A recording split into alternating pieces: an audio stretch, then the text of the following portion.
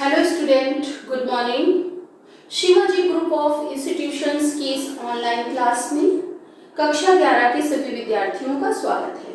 बच्चों, आज हम विषय हिंदी के अंतर्गत मुहावरे, उनका अर्थ एवं उनका प्रयोग पढ़ेंगे। बच्चों, अपने पिछले वीडियो में भी मैंने आपको मुहावरे, उनका अर्थ एवं वाक्य प्रयोग बताया था। आज मैं इसी टॉपिक के बारे में आपको बताऊंगी। तो आप सभी बच्चे अपनी CW लैंग्वेज कॉपी पे मुहावरे, अर्थ और उनका वाक्य प्रयोग लिख रहे होंगे। तो आगे का मुहावरा है दांत खट्टे करना। दांत खट्टे करना, इस मुहावरे का अर्थ होता है हरा देना। वाक्य प्रयोग आप कैसे करेंगे? कारगिल युद्ध में भारतीय सेना ने पाकिस्तानी सेना के दांत खट्टे कर दिए। कारगिल युद्ध में भारतीय सेना ने पाकिस्तानी सेना के दांत खट्टे कर दिए। बच्चों, आ गया होगा समझ में। फिर 22 नंबर मुहावरा संख्या 22 है नाक का बाल। नाक का बाल होता है अत्यंत प्रिय। नाक का बाल मुहावरे का अर्थ क्या होता है? अत्यंत प्रिय। अत्यंत प्रिय, इसका वाक्य प्रयोग आप कैसे करेंगे? विधायक जी के नाक का बाल, व्यक्ति को, विधायक जी को नाक का बाल व्यक्ति को पार्टी से निकालना कठिन हो गया। फिर इसके बाद बच्चों मुहावरा संख्या दिया हुआ है 23 मुहावरा है 1 और 1 11 होना। आपने मुहावरा सुना होगा 9 2 11 होना। 9 2 11 होना का मुहावरे का अर्थ होता है भाग जाना, पर यहाँ मुहावरा क्या मैंने लिखा है? 1 और 1 11 होना। इस मुहावरे का अर्थ होता है संगठित होना। इसका वाक्य प्रयोग आप कैसे कर सकते हैं? लिखेंगे आतंकवाद को भारत से मिटाने के लिए भारतीयों को 1 और 1 11 होना पड़ेगा। कैसे वाक्य प्रयोग आप कर सकते हो? भारत से आतंकवाद को मिटाने के लिए भारतीयों को 1 और 1 11 होना पड़ेगा। आ गया बच्चों समझ में। इसके बाद मुहावरा संख्या 24 पे आते हैं पौ 12 होना। पौ 12 होना, इस मुहावरे का अर्थ होता है खूब लाभ प्राप्त होना। क्या अर्थ होता है? खूब लाभ प्राप्त होना। इसका वाक्य प्रयोग बच्चों आप कैसे कर सकते हो? लिख सकते हो कोरोना महामारी के इस समय व्यापारियों के पौ 12 हैं।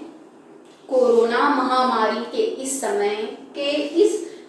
समय व्यापारियों के पौ 12 हैं। इसके बाद बच्चों मुहावरा संख्या दिया हुआ है 25 मुहावरा है लकीर का फकीर होना। लकीर का फकीर होना मुहावरे का अर्थ होता है रूढ़िवादी होना। क्या अर्थ होता है लकीर का फकीर मुहावरे का? लकीर का फकीर होना, इस मुहावरे का अर्थ होता है रूढ़िवादी होना। वाक्य प्रयोग आप कैसे कर सकते हो? लिख सकते हो आज के वैज्ञानिक युग में लकीर का फकीर होना बहुत ही शर्मिंदा कर देने वाली बात है। इसके बाद बच्चों मैंने हेडिंग डाल रखी है लोगो। तो आप हेडिंग क्या डालेंगे कॉपी पे अपनी? लोगो की। और फिर लोकोक्ति का की परिभाषा मैंने लिख रखी है, उसको लिखना है। लिखेंगे लोकोक्ति का अर्थ है लोक में प्रचलित कथन। लोकोक्ति का अर्थ है लोक में प्रचलित कथन। लोकोक्ति एक पूर्ण वाक्य अथवा वाक्यांश होता है। क्या लिखेंगे? लोकोक्ति एक पूर्ण वाक्य अथवा वाक्यांश होता है जो किसी प्रासंगिक घटना पर आधारित होता है। जो किसी प्रासंगिक घटना पर आधारित होता है और जिसका प्रयोग स्वतंत्र रूप से होता है। लोकोक्ति की परिभाषा आप कैसे लिखेंगे? लोकोक्ति का अर्थ है लोक में प्रचलित कथन। लोकोक्ति एक पूर्ण वाक्य अथवा वाक्यांश होता है जो किसी प्रासंगिक घटना पर आधारित होता है और जिसका प्रयोग स्वतंत्र रूप से होता है। बच्चों, इसके बाद मैंने जो है लोकोक्तियां लिखी है उसका अर्थ तो आपको कैसे करना है मैंने बताया था कि कि जैसे मुहावरा आप कर रहे थे कि सबसे पहले क्या लिखेंगे, मुहावरा लिखेंगे, फिर उसका क्या लिखेंगे, अर्थ लिखेंगे, और अर्थ के बाद क्या करेंगे, वाक्य प्रयोग करेंगे। इस तरह से बोला था मैंने कि कॉपी पे आप करेंगे, तो ऐसे ही आप लोकोक्तियों को भी करेंगे। सबसे पहले लोकोक्ति लिखेंगे, फिर उसका अर्थ लिखेंगे, और फिर क्या करेंगे, वाक्य प्रयोग करेंगे। तो मैं यहाँ पर जो है वाक्य प्रयोग नहीं लिख रही हूँ, वो आपको अपने आप से करने हैं, या मैं जो बता रही हूँ उसको आपको लिख देना है। तो लोकोक्ति है अध जल गगरी छलकत जाल। लोकोक्ति क्या लिखी है मैंने, अध जल गगरी छलकत जाल। इसका अर्थ होता है कम होने पर अधिक का दिखावा करना। इसका अर्थ क्या होता है, कम होने पर अधिक का दिखावा करना। वाक्य प्रयोग आप कैसे कर सकते हो, मोहन कमाता तो 3000 रुपए प्रति माह है, परंतु कपड़े 5000 के पहनता है। उसे देखकर लोग यही कहते हैं अध जल गगरी छलकत जाए। आया बच्चों समझ में। फिर लोकोक्ति दूसरी लिखी है, 2 नंबर लोकोक्ति लिखी है, लोकोक्ति संख्या 2 है, कहाँ राजा भोज कहाँ गंगू तेरी। क्या लोकोक्ति लिखी हुई है, कहाँ राजा भोज कहाँ गंगू तेरी। इस लोकोक्ति का अर्थ होता है बच्चों आकाश पाताल का अंतर। क्या अर्थ होता है, आकाश पाताल का अंतर। बड़े बिजनेसमैन ने जब अपनी बेटी की शादी कारखाने में कार्य करने वाले रामू के बेटे से तय की, तो लोगों ने कहा कहाँ राजा भोज कहाँ गंगू तेरी। आया बच्चों समझ में। इसके बाद लोकोक्ति संख्या 3 है, आंख का अंधा नाम नयन सुख। लोकोक्ति क्या है, आंख का अंधा नाम नयन सुख। इस लोकोक्ति का अर्थ होता है बच्चों नाम के विपरीत गुण। क्या अर्थ होता है, नाम के विपरीत गुण। वाक्य प्रयोग आप कैसे कर सकते हो, करोड़ी मल नाम का व्यक्ति भीख मांग कर जो है अपना पालन पोषण करता है।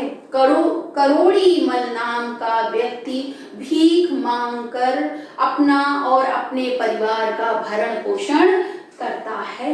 ये तो वही कहावत हुई, आंख का अंधा नाम नयन सुख। इसके बाद बच्चों लोकोक्ति संख्या 4 पर आइए, आम के आम गुठलियों के दाम। क्या है लोकोक्ति, आम के आम गुठलियों के दाम।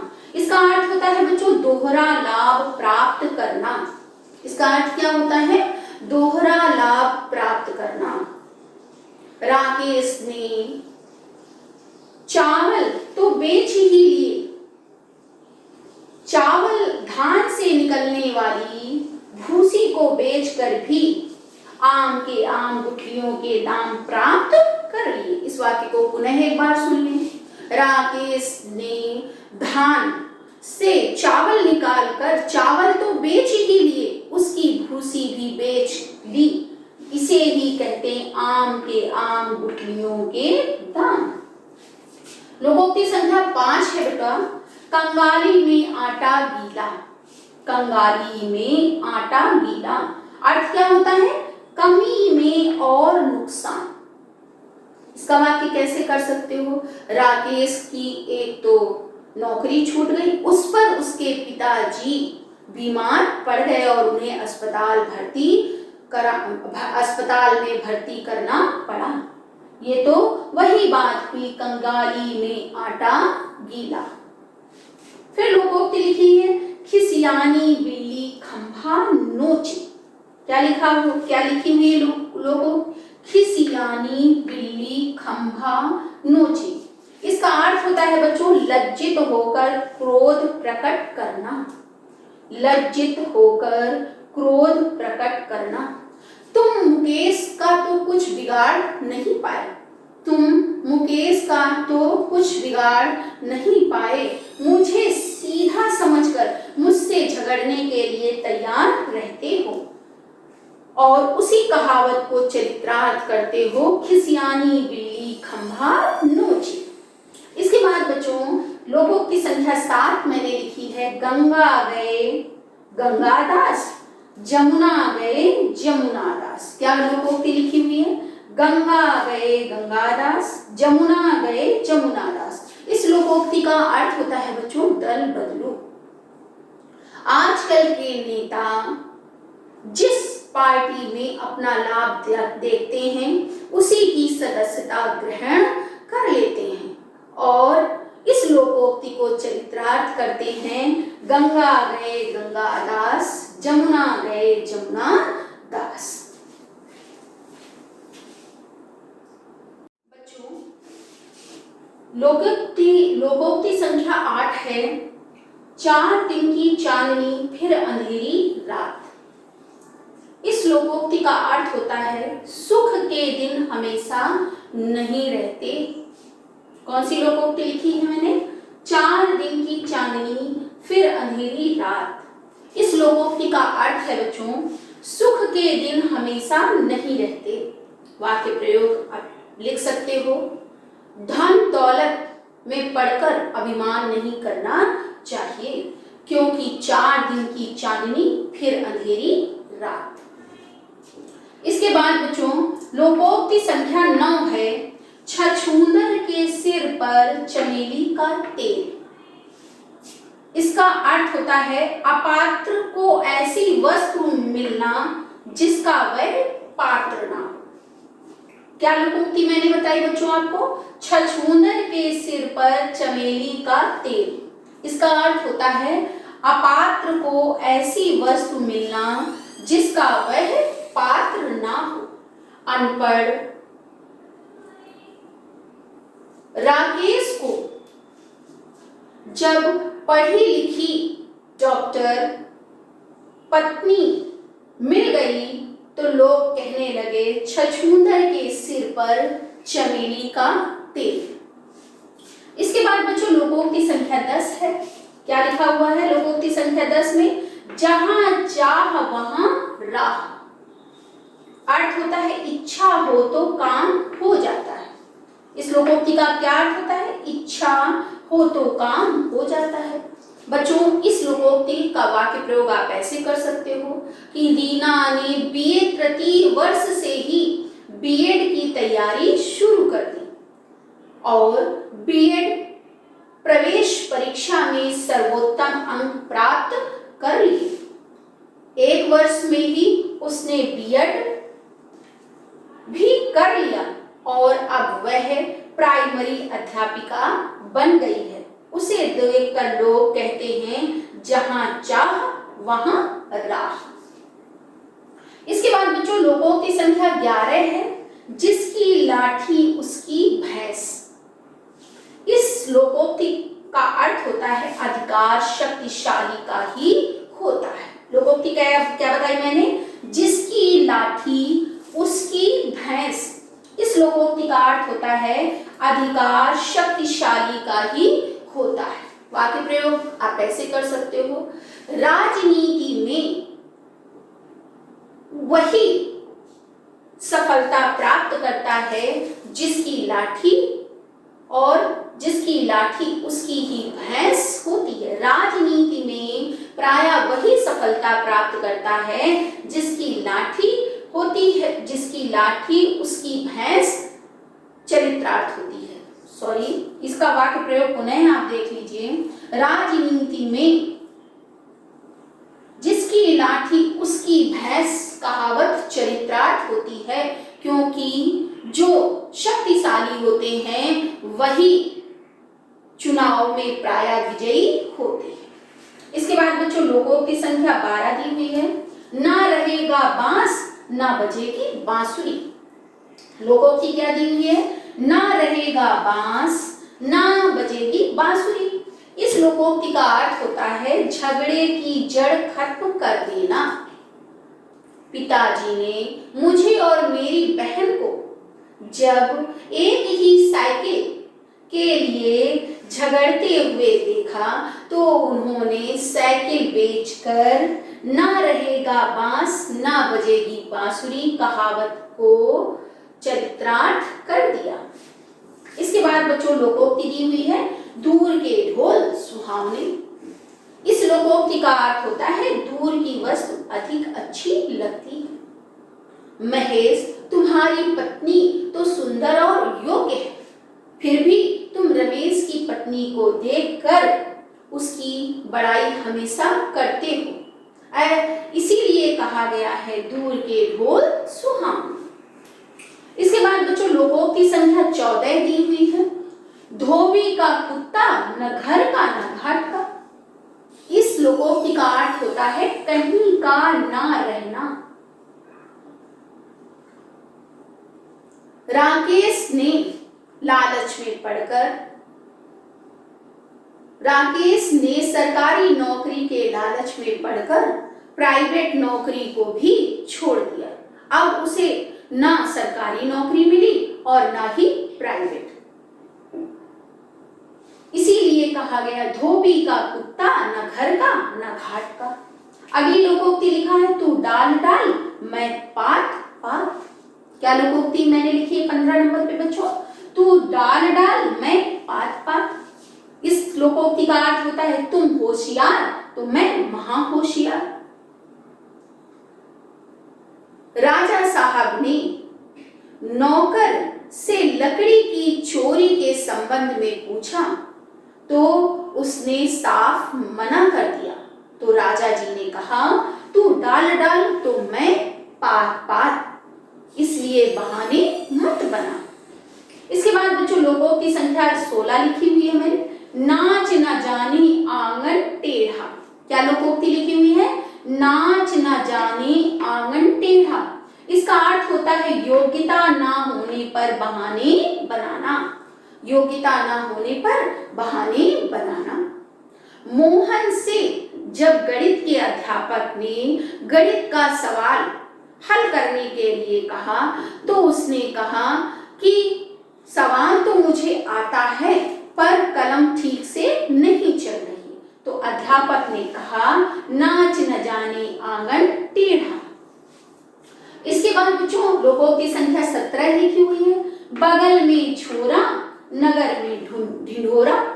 इस लोकोक्ति का अर्थ होता है वस्तु के पास होने पर भी दूर दूर तक तलाश करना। क्या लोकोक्ति है? बगल में छोरा नगर में ढिंढोरा। अर्थ क्या होता है बच्चों? वस्तु के पास होने पर भी दूर दूर तक तलाश करना। नंद बाबू, आप अपनी लड़की के लिए शर्मा जी के डॉक्टर लड़के को क्यों नहीं देख लेते? आप तो वही कहावत चरित्रार्थ करते हैं, बगल में छोरा नगर में ढिंढोरा। अगली लोकोक्ति लिखी हुई है बच्चों, मुख में राम बगल में छुरी। लोकोक्ति क्या है? मुख में राम बगल में छुरी। इस लोकोक्ति का अर्थ होता है ऊपर से भला बनकर धोखा देना। श्याम, तुम मेरे मुंह पर तो बहुत मीठा बोलते हो, परंतु मेरे पीठ पीछे हमेशा मेरी बुराई करके धोखा देते रहते हो। तुम तो इसी कहावत को चरित्रार्थ करते हो, मुख में राम बगल में छुरी। अगला बच्चों अगली लोकोक्ति लिखी है, सांप भी मरे और लाठी ना टूटे। सांप भी मरे और लाठी ना टूटे। इस लोकोक्ति का अर्थ होता है बिना हानि के काम सिद्ध करना। राजनीति में सांप भी मरे और लाठी ना टूटे, इस कहावत को पूर्ण रूप से अपने पर लागू करना चाहिए और तभी जाकर राजनीति में सफलता पाई जा सकती है। इसके बाद बच्चों अंतिम लोकोक्ति लिखी है, हाथ कंगन को आरसी क्या। लोकोक्ति क्या है? हाथ कंगन को आरसी क्या। इस लोकोक्ति का अर्थ होता है प्रत्यक्ष को किसी प्रमाण की आवश्यकता नहीं। क्या अर्थ होता है इसका बच्चों? प्रत्यक्ष को किसी प्रमाण की आवश्यकता नहीं। इसका वाक्य प्रयोग बच्चों आप इस तरह कर सकते हो, रामू तुम घर में सेंध लगाते हुए पकड़े गए, अतः चोरी करने का जो शक है वो तुम पर ही जाता है, क्योंकि हाथ कंगन को आरसी क्या। तो बच्चों यहीं से लोकोक्तियां भी आपकी क्या होती हैं, समाप्त होती हैं। बच्चों ये लोकोक्ति और मुहावरे जो मैंने कराए हैं ये आपको अपनी CW लैंग्वेज कॉपी पे बहुत अच्छे से करने हैं। कोई जरूरी नहीं कि वाक्य प्रयोग जो मैंने बताए हैं वही आप लिखें, आप कोई भी वाक्य प्रयोग लिख सकते हैं जो लोकोक्ति और मुहावरे के अनुसार सटीक हो। तो बच्चों आज जो कुछ मैंने आपको समझाया मुझे आशा है कि आपको समझ में आ गया होगा। आज के लिए बच्चों इतना ही पर्याप्त है। Have a nice day. Online classes. तो स्टूडेंट्स आज मैं आपको एक नया चैप्टर पढ़ाने वाला हूँ, संबंध एवं फलन, जो कि समुच्चयों पर आधारित होता है। तो सबसे पहले बात करते हैं इस चैप्टर में क्रमिक योग की। क्रमिक योग इंग्लिश में बोलते हैं इसे ऑर्डर्ड पेयर। Ordered pair. देखिए इसको नाम से अगर समझे, इंग्लिश नाम से, हिंदी से क्रमिक का मतलब क्रम से और युग्म का मतलब जोड़े, यानी इन्हीं दो अवयवों के जोड़े। मतलब दो अवयवों को अगर हम किसी विशिष्ट क्रम में लिखें, जैसे कोई अवयव दो है ए और बी, अगर हम इनको किसी क्रम में लिख दें तो उसे बोलेंगे हम क्या कि वो ए और बी क्या बन गए, क्रमिक युग्म बन गए। तो क्या लिखेंगे, किसी विशिष्ट क्रम में, किसी विशिष्ट क्रम में लिखे गए अवयवों के युग्म को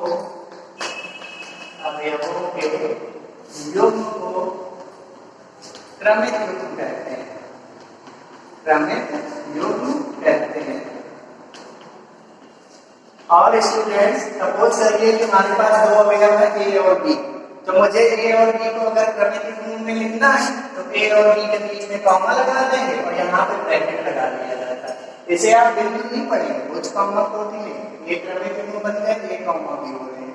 इसे बोलेंगे ordered pair A comma B. क्या लिखेंगे,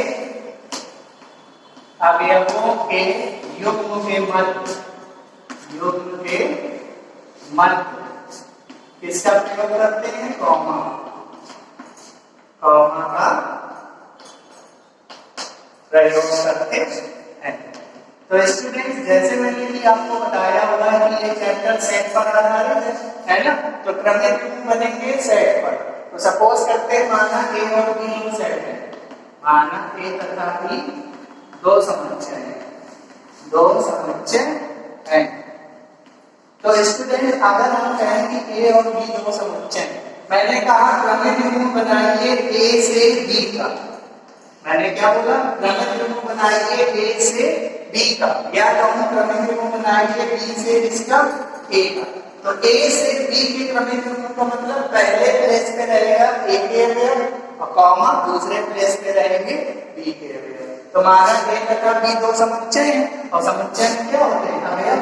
तो मैंने मान लिया स्मॉल ए बिलोंग कर रहा है पहले समुच्चय कैपिटल ए, तथा स्मॉल बी बिलोंग कर रहा है दूसरे से कैपिटल बी में। तो ए कॉमा बी को ये मैं क्रमिक युग्म किसका बना रहा हूं, ए से बी का बना रहा हूं। तो ए से बी का क्रमिक युग्म बनाने का मतलब पहले प्लेस पे ए का अवयव, तो कैपिटल ए का अवयव क्या है, स्मॉल ए, कॉमा दूसरे प्लेस पे कैपिटल बी का अवयव यानी स्मॉल बी को क्रमिक युग्म कहते हैं। क्रमिक युग्म कहते हैं स्टूडेंट्स। अब बात आती है स्टूडेंट्स कि इस क्रमिक युग्म ए कॉमा बी में ए को क्या बोलते हैं, बी को क्या बोलते हैं। ए को बोलते हैं प्रथम घटक, बी को बोलते हैं द्वितीय घटक।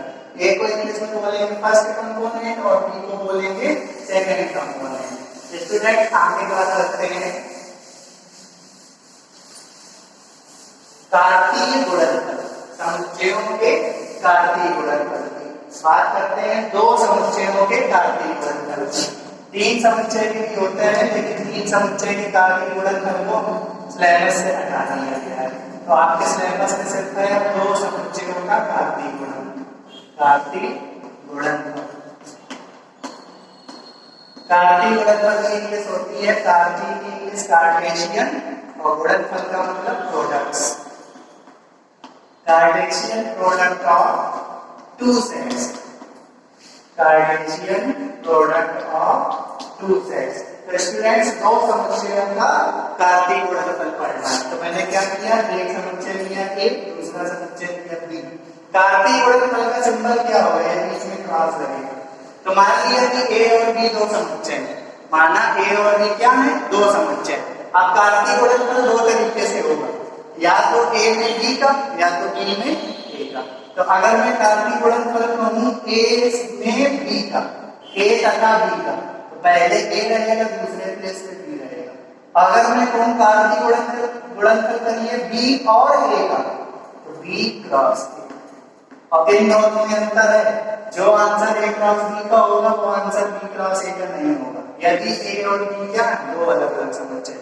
ध्यान समझिए मैं क्या कह रहा हूं, दो समुच्चयों के कार्तीय गुणनफल का मतलब हमें दो समुच्चय लेने, तो दो समुच्चय लेने ए और बी। तो कार्तीय गुणनफल का मतलब क्या, अगर मैं कहूं ए और बी का कार्तीय गुणनफल ए क्रॉस बी, और बी और ए का कार्तीय गुणनफल बी क्रॉस ए, इसको आप ए कार्टेशियन प्रोडक्ट बी भी बोल सकते हैं, बी कार्टेशियन प्रोडक्ट ए भी बोल सकते हो। ये दोनों अलग अलग चीजें होंगी। तो ए क्रॉस बी क्या होता है और बी क्रॉस ए क्या होता है। ए क्रॉस बी भी एक सेट देगा, बी क्रॉस ए भी एक सेट देगा।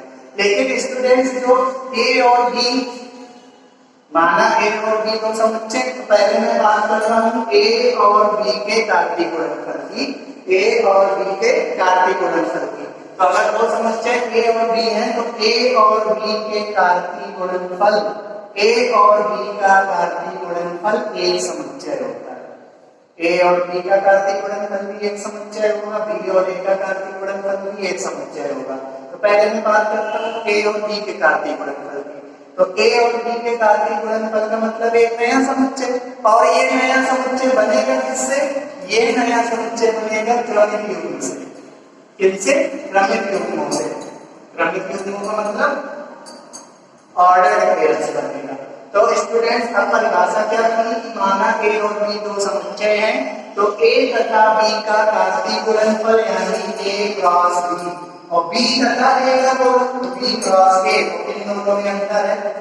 अगर बोला जाएगा ए तथा बी का कार्तीय गुणनफल तो ए क्रॉस बी, और बी तथा ए का कार्तीय गुणनफल तो बी क्रॉस ए। तो अभी बात कर रहे हैं क्रॉस बी की।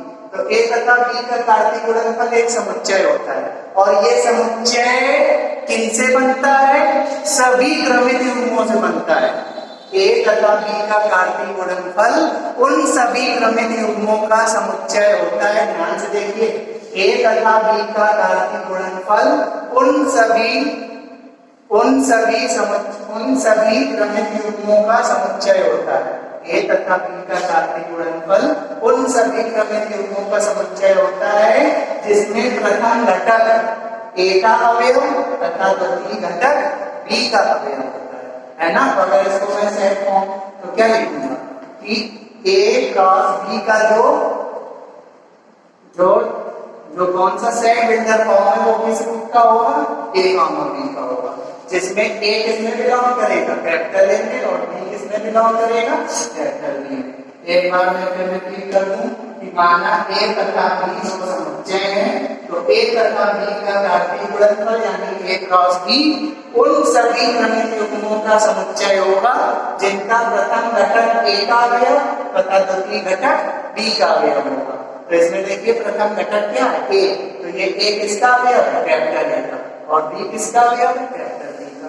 इसी प्रकार बी और ए का कार्तीय गुणनफल उन सभी क्रमिक युग्मों का समुच्चय होगा जिनमें प्रथम घटक ए का अवयव होगा तथा द्वितीय घटक बी का अवयव होगा। तो कार्तीय मतलब हमें क्रमिक युग्म बनाना है जिसमें प्रथम घटक बी का अवयव होगा, बी का अवयव स्मॉल बी और कॉमा, और ए का अवयव स्मॉल ए, वही चीज है। राइटिंग के बाद समझ में आ गई होगी तथा a belongs to small a. Note लगाने वाली बात ये है कि a cross b is not equal to b cross ए।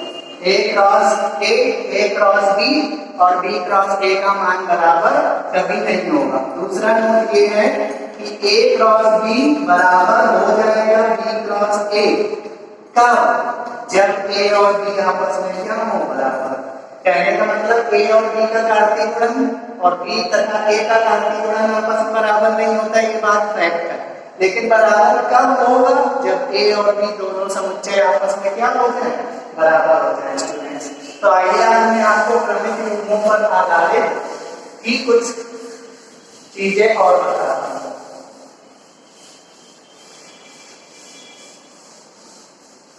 मैं एक दो क्वेश्चन डिस्कस कर लेता हूं आपसे क्रमिक युग्मों के। जैसे मैं पहला क्वेश्चन लेने जा रहा हूं, अपने मन से ही मैं बता दे रहा हूं। पहला क्वेश्चन मैं लेने जा रहा हूं, यदि कैपिटल ए बराबर 1 2 3 और कैपिटल बी बराबर मैंने ले लिया 4 5, तो मैंने आपसे पूछा तो ए क्रॉस बी ज्ञात कीजिए। एक मैंने समुच्चय ए दे दिया, दूसरा समुच्चय बी दे दिया, और मैंने कहा ए क्रॉस बी ज्ञात कीजिए और बी क्रॉस ए भी ज्ञात कीजिए। तो ए क्रॉस बी का मतलब पहले ए का मान क्रॉस बी का मान। अभी स्टूडेंट्स कार्तीय गुणन को और भी तरीकों से किया जाता है, तीन आलेख मेथड से भी किया जाता है, ग्राफ के मेथड से भी किया जाता है, लेकिन अभी मैं आपको शुरुआत में नॉर्मल तरीके से बता रहा हूँ। नेक्स्ट वीडियो में मैं आपको सब कुछ बताऊंगा। तो ए क्रॉस बी का मतलब क्या? ए और बी का क्या? कार्तीय गुणन। तो कार्तीय गुणन क्या होता है? सेट होता है, और सेट ये बनता किससे है? ऑर्डर्ड पेयर से, जिसमें पहली एंट्री ए की होगी, दूसरी एंट्री बी की होगी। तो पहली एंट्री ए का 1 और दूसरी एंट्री बी की 4, तो 1 4 है ना। और बताइए क्या बन सकता है? 1 के साथ एक बार 4, 1 के साथ एक बार 5। इसी प्रकार 1 से तो बना लिए, अब 2 से बनाएंगे। तो 2 के साथ एक बार 4, 2 के साथ एक बार 5। इसको तीन आलेख मेथड से भी करते हैं। अच्छा, और एक मैंने ले लिया 3 4 और एक ले लिया 3 5 स्टूडेंट्स। तो ये हो गया ए क्रॉस बी। अब क्या निकालेंगे? B cross A. B cross A कैसे? 4 5 पहले रहेगा और क्रॉस बी ए कितना है? 1 2 3। तो स्टूडेंट्स बी क्रॉस ए का मतलब बी तथा ए का कार्तीय गुणन, ये भी एक सेट होगा और ये सेट भी बनेगा ऑर्डर्ड पेयर से, जिसमें पहली एंट्री बी की होगी, दूसरी एंट्री ए की होगी। तो बी की पहली एंट्री क्या? 4। 4 से क्या क्या पेयर बनना है? 4 1 4 2 4 3, 4 1 4 2 4 3। फिर अब 5 को लेंगे, 5 1 5 2 5 3। बस सारी एंट्री खत्म हो गई।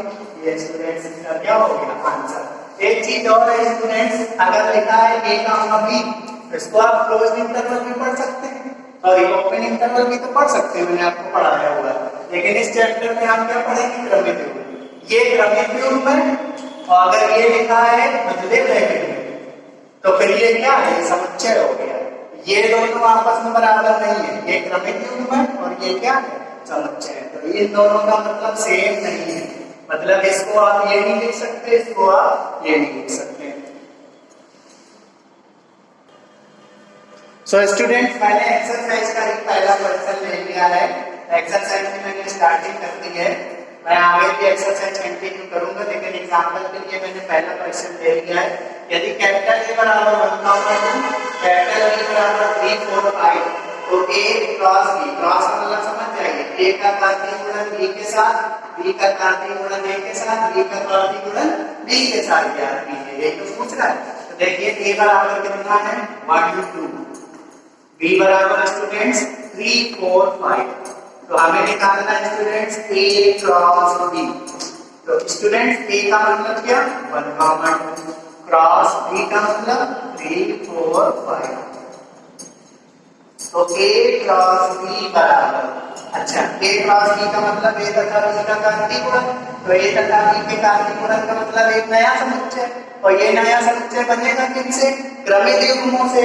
और क्रमिक युग्म कैसे बनेंगे? जिसमें पहला घटक ए का होगा, दूसरा घटक बी का होगा। तो आप क्या करेंगे? इस 1 से शुरू करिए। तो 1 का पेयर किसके साथ बनाना है? 2 के साथ ही बनाना है। 1 के साथ 2 है, इस 1 के साथ ये 3, फिर 1 के साथ 4, फिर 1 के साथ 5।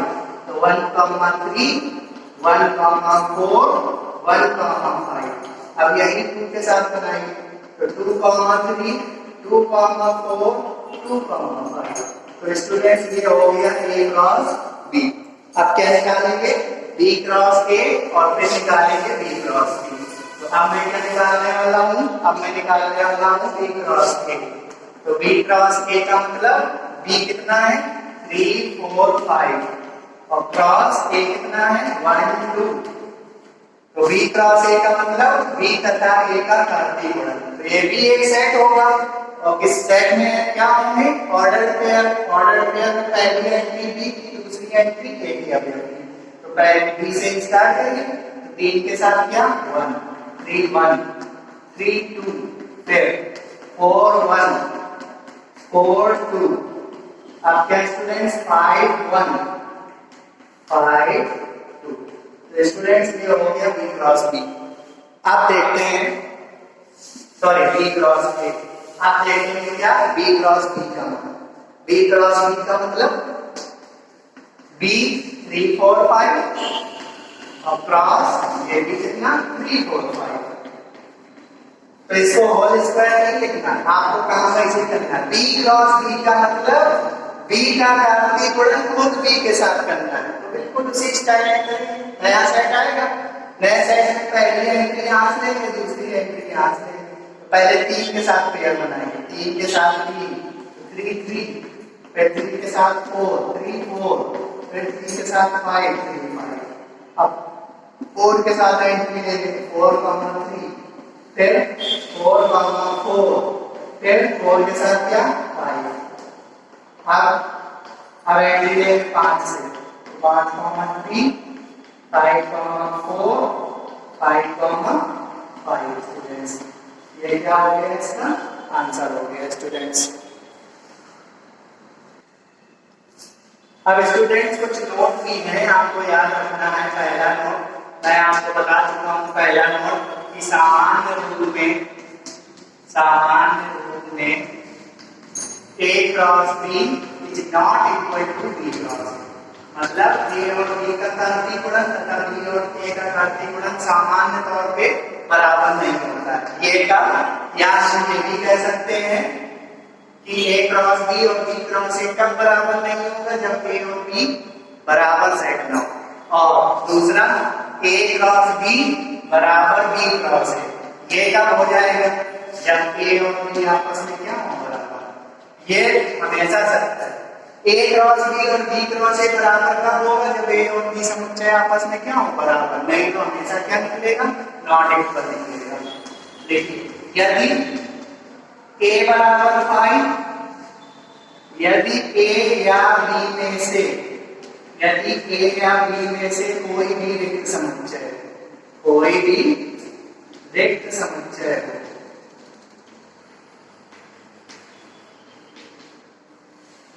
या तो A सेट रिक्त समुच्चय हो या तो B सेट रिक्त समुच्चय हो, तो A क्रॉस B क्या रहेगा? 5 रहेगा तथा B क्रॉस A क्या रहेगा? 5 ही रहेगा। ध्यान रखना कि अगर A या B में से कोई भी समुच्चय क्या हो?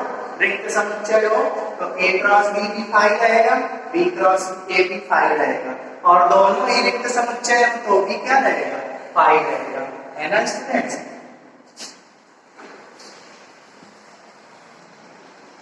और स्टूडेंट्स अगला पॉइंट है, यदि A is not equal to 5 तथा B is not equal to 5, कहने का मतलब ना ही A रिक्त समुच्चय हो ना ही B रिक्त समुच्चय हो, तो A क्रॉस B रिक्त समुच्चय नहीं होगा। जब A भी रिक्त समुच्चय नहीं है और B भी रिक्त समुच्चय नहीं है, तो A क्रॉस B भी रिक्त समुच्चय नहीं होगा और B क्रॉस A भी रिक्त समुच्चय नहीं होगा। तो स्टूडेंट्स आज के वीडियो में मैंने आपको रिलेशन एंड फंक्शन यानी संबंध एवं फलन पर आधारित कुछ इंट्रोडक्शन दिया, क्रमित युग्मों पर आधारित। अब मैं अगले वीडियो में इसी क्रमित युग्म का तीर आरेख विधि और ग्राफ में कैसे रिप्रेजेंट करते हैं उसके बारे में बताऊंगा। और मैंने एक्सरसाइज 2.1 कंटिन्यू शुरू कर दी है, अब मैं इसे जारी भी रखूंगा। Thank you. Hello students, welcome to the online classes of Shivaji group of institution. Students, last topic में हम लोगों ने क्या पढ़ा था? जीवाणुओं के बारे में कि जीवाणु संरचना कैसी होती है, और क्या पढ़ रखा था कि मोनेरा क्या होते हैं। तो मोनेरा क्या थे? प्रोकैरियोटिक सेल्स थी जिनका जो न्यूक्लियस होता है वो कैसा होता है? प्रिमिटिव होता है या फिर एक्सेंट होता है या फिर डेवलप हो रहा होता है। तो उसमें से एक चीज क्या थी कि उसमें राइबोसोम कैसे है 70S है। दूसरी चीज वो कैसे होते हैं यूनिसेलुलर होते हैं यानी माइक्रोस्कोपिक होते हैं, उन्हें अपनी आंखों से देख नहीं सकते हैं, उनको क्या बोलते हैं यूनिसेलुलर। और क्या होता है कि उनमें जो सेल मेम्ब्रेन्स होती हैं वो नहीं होती, मतलब जो सेल ऑर्गेनल्स पाए जाते हैं वो कवर्ड नहीं होते हैं। पहली बात तो अविकसित होता है जो पाए नहीं जाते हैं, अगर कभी पाए गए तो वो कैसे होते हैं मेम्ब्रेनस नहीं होते हैं और डेफिनेट न्यूक्लियस भी नहीं होता है, जो प्रोकैरियोट का मीन्स होता है प्रिमिटिव न्यूक्लियस। उसके बाद हम लोगों ने पढ़ा था कि जीवाणु कैसे होते हैं, तो जीवाणु भी कैसे होते हैं यूनिसेलुलर होते हैं यानी अपनी आंखों से हम देख नहीं सकते हैं। इसको बहुत सारे साइंटिस्ट ने बताया, लीवेनहॉक, एंटोनी वॉल जो थे उन्होंने क्या बताया था, अपने दांत के मैल को खुर्चा था उसको खुद से देखा था माइक्रोस्कोप पे, तो उन्होंने बताया कि हाँ ऐसी संरचनाएं पाई जाती हैं। लेकिन जीवाणुओं को क्या कहा गया था, जीवाणु कहा नहीं गया था, उनको एक विभिन्न प्रकार की संरचना बताया गया था। इसके बाद क्या था कि जीवाणु कैसे शेप के होते हैं, कैसे साइज के होते हैं, तो उससे पहले हम लोग उनके लक्षण पता होने चाहिए। लक्षण क्या थे कि ये 80 डिग्री टेम्परेचर तक रह सकते हैं, मतलब इनका सर्वाइवल जो है 80 डिग्री तक हो सकता है। दूसरी चीज ये गर्म झरनों में पाए जाते हैं, ठंडे पानी में भी पाए जाते हैं, यानी ये ऐसे नहीं होते कि टेम्परेचर ज्यादा है या फिर कम है तो ये क्या हो जाएंगे नष्ट हो जाएंगे, ये ऐसे ही सर्वाइव करते रहते हैं, यानी इनकी जो बॉडी होती है वो उसके टेम्परेचर के अनुकूल हो जाती है। दूसरी चीज इसमें सेल वॉल पाई जाती है। अदर प्रोकैरियोटिक जो ऑर्गेनिजम्स होते हैं उनमें सेल वॉल नहीं पाई जाती, पर जीवाणु में सेल वॉल पाई जाती है। वो क्यों पाई जाती है, ताकि जब वो होस्ट सेल के अंदर एंट्री करे तो उसके बाद क्या हो कि उसकी जो होस्ट सेल में वो सेल वॉल गल जाती है और वो क्या करने लगते हैं मल्टीप्लिकेशन करने लगते हैं। और जैसे ही वो होस्ट सेल से बाहर आता है, बाहर कैसे आएगा, तो जैसे हम लोग कुछ एंटीबॉडीज लेते हैं, एंटीबायोटिक्स लेते हैं, तो क्या करता है वो बॉडी के बाहर आ जाएगा। बाहर आते ही वो अपने चारों तरफ एक शेल का निर्माण करता है, एक सिस्ट बना लेता है या फिर सेल वॉल का फॉर्मेशन करता है। वो कैसी होती है, प्योर प्रोटीन की होती है।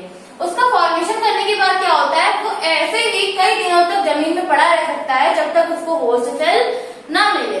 तो ये चीज हो गई कि जीवाणु कैसे होते हैं, उनके लक्षण क्या। आज हम लोग क्या पढ़ना है, जीवाणु का वास स्थान यानी हैबिटाट ऑफ बैक्टीरिया। तो इसमें क्या है कि हैबिटाट मतलब वो कैसा है, कहाँ पे रहता है, किस प्रकार के वातावरण में वो रह सकता है। तो पहला क्या है, ये सर्वव्यापी है।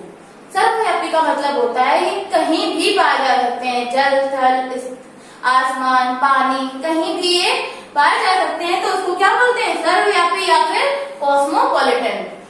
नेक्स्ट है प्रतिकूल वातावरण। जैसे मैंने अभी बताया कि प्रतिकूल वातावरण का मतलब जो उनके अनुकूल ना हो, जहाँ पे सर्वाइव भी नहीं कर सकते वहां पर भी ये सर्वाइव कर लेते हैं। जैसे वो सेल के बाहर अगर आ जाते हैं ये, तो क्या बना लेते हैं अपना चारों तरफ सेल वॉल बना लेते हैं या फिर सिस्ट का फॉर्मेशन करते हैं, जो इनको क्या करती है प्रोटेक्ट करती है प्रतिकूल वातावरण में। तो क्या कह रहा है ये कि प्रतिकूल वातावरण में ये रह सकते हैं। नेक्स्ट क्या है कि 80 डिग्री टेम्परेचर, 80 डिग्री मतलब कि 80 डिग्री टेम्परेचर तक रह सकते हैं कहीं भी, चाहे वो गर्म पानी के झरने हो या ठंडे पानी के हो या समुद्र हो या नदी हो या तालाब हो, और यहाँ तक मतलब 80 डिग्री टेम्परेचर क्या होता है ये बर्दाश्त कर सकते हैं। नेक्स्ट है कि जीवाणु का आकार या शेप ऑफ बैक्टीरिया। तो ये कैसे होते हैं, अति सूक्ष्म और साधारण। क्यों, क्योंकि ये माइक्रोस्कोपिक होते हैं, इन्हें अपनी आंखों से नहीं देख सकते। तो कैसे होते हैं ये अति सूक्ष्म होते हैं, बहुत छोटे होते हैं, और कैसे होते हैं साधारण, यानी इनका जो स्ट्रक्चर होता है बहुत ही सिंपल होता है। नेक्स्ट है कि एक कोशिकी, मैंने अभी बताया था आप लोगों की ये कैसे होते हैं एक कोशिकी होते हैं, तभी तो नहीं देख पाते हैं। माइक्रोस्कोपिक का मतलब कैसा है यूनिसेलुलर है। एक कोशिकी का मतलब क्या होता है, जिसका जीवन एक सेल में स्टार्ट होके एक सेल में ही खत्म हो जाए, यानी वो डिवाइड नहीं कर रहा है अपनी बॉडी को ग्रो नहीं करवा रहा है, उसकी बॉडी में डिवीजन नहीं हो रहा, जिसकी वजह से वो कैसा है एक सेल का ही बना यानी यूनिसेलुलर है। लंबाई क्या कह रहा है कि 2 to 5 माइक्रोन, इसकी लंबाई कहां तक हो सकती है 2 से 5 माइक्रोन तक इसकी लंबाई जो है वो हो सकती है। और कुछ कह रहा है कि 60 माइक्रोन तक लंबे हो सकते हैं। लंबाई जनरली बताई गई है क्या 2 to 5 माइक्रोन, लेकिन कुछ बैक्टीरिया कैसे होते हैं 60 माइक्रोन तक लंबे हो सकते हैं, जिनमें से सबसे छोटे और सबसे बड़े की बात की गई है, तो लंबाई की बात की जा रही है। लंबाई में क्या है डायस्टर न्यूमोसिंटेस सबसे छोटा क्या है, इसका साइज 0.15 to 0.3 माइक्रोन। क्या साइज है 0.152 टू 0.3 माइक्रोन, ये क्या है इसका साइज। नेक्स्ट है कि स्पाइरलम वॉल्यूटेंस सबसे लंबा, इसकी लंबाई देख रहे हो आप 15 माइक्रोन, यानी बहुत लंबा होता है, बट कैसा है यूनिसेलुलर, आप जिसे देख नहीं सकते हो क्योंकि इसका साइज कैसा है माइक्रोन, माइक्रोन में हम लोग को साइज नहीं दिखाई दे सकता है। क्या कह रहा है डायस्टर न्यूमोनोसिंटेस कैसा है सबसे छोटा 0.152 टू 0.3 माइक्रोन, और स्पाइरलम वॉल्यूटेंस सबसे लंबा 15 माइक्रोन इसके साइज होता है, लंबाई की बात की जा रही है। नेक्स्ट है आकृति के आधार पर जीवाणु, यानी अभी तक हम लोगों ने क्या पढ़ा जीवाणु का आकार क्या हो सकता है, तो आकार में अगर लंबे छोटे जीवाणु पढ़ लिए, अब उनका शेप कैसा हो, मतलब कैसे वो स्ट्रक्चर में हो सकते हैं, कितने टाइप का स्ट्रक्चर जीवाणु में पाया जाता है। तो पहला क्या है गोलाकार या फिर कोकाई। गोलाकार जो बैक्टीरिया होते हैं वो कैसे होते हैं, नाम से समझ आ रहा है गोलाकार है, मतलब शेप कैसा होगा गोल होगा, और कैसा होगा या फिर अंडाकार होगा, ठीक है। तो इसके कुछ टाइप्स होते हैं, जो पहला है माइक्रोकोकाई। माइक्रोकोकाई क्या है, इनका जो नेचर होता है वो कैसे रहते हैं, ये अलग अलग यानी कॉलोनी फॉर्म में नहीं रहते हैं, कॉलोनियल होते हैं, तो मतलब क्या होगा ये एक ग्रुप बनाकर बड़ा सा रहते हैं, बट यहाँ पे माइक्रोकोकाई कैसे अलग अलग रहते हैं। इनका एग्जाम्पल क्या होगा माइक्रोकोकस, माइक्रोकोकाई कैसे होते हैं अलग अलग रहते हैं, एग्जाम्पल क्या होगा माइक्रोकोकस। नेक्स्ट है डिप्लोकोकस। डिप्लोकोकस कह रहा है ये जोड़े में रहते हैं, ये क्या करते हैं एक पेयर बना के रहते हैं, और डिप्लोकोकस न्यूमोनिया का क्या है एग्जाम्पल है। नेक्स्ट क्या है स्ट्रेप्टोकोकाई, ये कैसे रहते हैं एक कड़ी के फॉर्म में, एक कड़ी के फॉर्म में रहते हैं, और मतलब एक कड़ी का मतलब होता है जंजीर, ये जंजीर की फॉर्म में रहते हैं, और एग्जाम्पल क्या होगा इसका स्ट्रेप्टोकोकस लैक्टिस। नेक्स्ट है दंडार या फिर बैसिलस, ये क्या है सेकेंड टाइप है बैक्टीरिया के शेप का, इसको बैसिलस भी बोलते हैं। इसका आकार कैसा होता है एक छड़ीनुमा होता है, इनका जो शेप कैसा दिखाई देगा हम लोग को रॉड लाइक स्ट्रक्चर दिखाई देगा। इसके एग्जाम्पल क्या होंगे, मतलब इस शेप के कौन कौन से बैक्टीरिया हो सकते हैं, तो क्या है मोनोबैसिलस, डिप्लोबैसिलस, स्ट्रेप्टोबैसिलस, ये किसके टाइप हैं बैसिलस जीवाणु के। नेक्स्ट है कॉमा शेप। कॉमा शेप जो होंगे वो कॉमे के तरीके, जैसे कॉमा होता है हिंदी में वैसा ये कॉमे के शेप का होता है। इसका क्या होगा एग्जाम्पल विब्रियो, विब्रियो क्या है कॉमा शेप का जो बैक्टीरिया होता है इसका एग्जाम्पल। नेक्स्ट है सर्पिलाकृति, तो ये कैसा होगा एक चक्र के फॉर्म में और व्हील शेप का होगा, एग्जाम्पल क्या होगा स्पाइरम रूप्रक। अब लोग देख लेते हैं स्ट्रक्चर, तो कोकाई क्या है, कोकाई ये था कैसा है इसका शेप गोलाकार या फिर अंडाकार। गोलाकार है तो कोकाई, ये कौन सा शेप है फर्स्ट वाला, कैसा है गोलाकार या फिर अंडाकार। नेक्स्ट बेसिलाई, बेसिलाई क्या थे छड़ीनुमा, ये कैसे हैं बेसिलाई, ठीक है। स्पाइरलम, स्पाइरला क्या थे फ्लैजेला पाया जा रहा था उनमें, और वो अच्छे से फ्लैजेला का यूज क्या होता है लोकोमोशन करने में, मतलब ये जितने बार जिप करता है अपनी टेल को या फिर अपने फ्लैजेलम को उतने बार ये आगे की तरफ मूव करता है। इनका वर्क क्या होता है आगे की तरफ मूव करवाते हैं किसी भी ऑर्गेनिज्म को, जहां पे लास्ट जो होता है वो ऐसे से विप करता है और आगे बढ़ता जाता है ऑर्गेनिज्म। तो इनका वर्क क्या होता है लोकोमोशन, फ्लैजेलम का वर्क क्या होता है लोकोमोशन होता है। नेक्स्ट है विब्रियो, विब्रियो कैसे होते हैं कॉमा शेप के होते हैं, जो हम लोगों ने अभी पढ़ा कॉमा, ठीक है। तो जीवाणु का वास स्थान क्या था, उसमें सर्वव्यापी होते हैं, ये 80 डिग्री तक रह सकते हैं, प्रतिकूल वातावरण में भी रह सकते हैं, और आकार क्या था कि अति सूक्ष्म होते हैं, एक कोश की होते हैं, लंबाई क्या होती है 2 to 5 माइक्रोन तक होती है, और कुछ कहां तक होते हैं 60 माइक्रोन तक हो सकते हैं। नेक्स्ट है डायस्टर न्यूमोसिंटेस, जो है 0.15 टू 0.3 माइक्रोन तक हो सकता है, और स्पाइरलम वॉल्यूटेंस जो है 15 माइक्रोन तक की शेप का हो सकता है। नेक्स्ट है कि आकृति कैसी हो सकती है, तो आकृति क्या है गोलाकार होगा, तो ऐसा होगा। माइक्रोकोकाई जो है माइक्रोकोकस का एग्जाम्पल है, डिप्लोकोकाई ये जोड़े में रहते हैं, इनका एग्जाम्पल क्या होगा डिप्लोकोकस न्यूमोनी। नेक्स्ट है स्ट्रेप्टोकोकाई, ये कैसे हैं जंजीर नुमा, और इनका एग्जाम्पल क्या होगा स्ट्रेप्टोकोकस लैक्टिस। नेक्स्ट है बैसिलस, जो है कैसा छड़ की शेप का होता है, मोनोबैसिलस, डिप्लोबैसिलस, स्ट्रेप्टोबैसिलस, ये हो गया इसकी एग्जाम्पल। और ये क्या है थर्ड टाइप कॉमा शेप का, तो कॉमा के तरीके होता है जैसा विब्रियो आप लोग देख रहे हैं डायग्राम में, फोर्थ है सर्पिलाकृति यानी चक्रनुमा होता है, और स्पाइरम रूपरम इसका एग्जाम्पल है। So student that's all for today, thank you.